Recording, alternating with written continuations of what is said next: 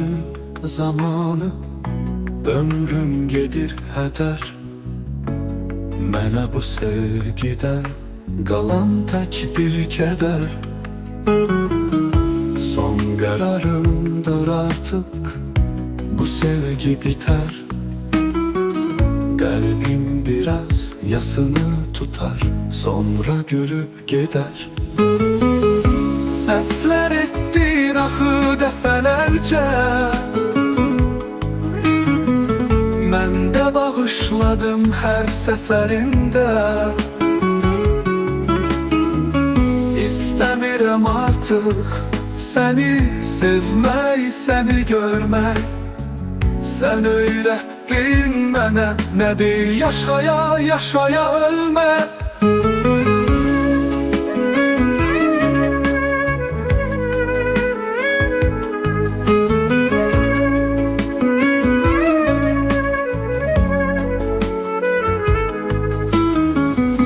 Dayandırın zamanı, ömrüm gedir hədər. Mənə bu sevgidən qalan tək bir kədər.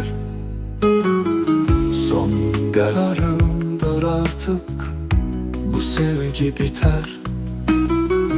Qəlbim biraz yasını tutar, sonra gülüb gedər. Səhvlər etdin axı dəfələrcə, mən də bağışladım hər səfərində. İstəmirəm artıq səni sevmək, səni görmək. Sən öyrətdin mənə nədir yaşaya, yaşaya ölmək.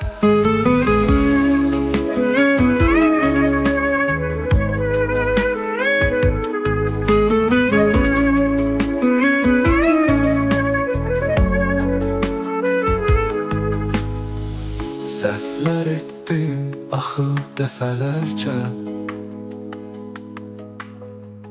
mən də bağışladım hər səfərimdə. İstəmirəm artıq səni sevmək, səni görmək.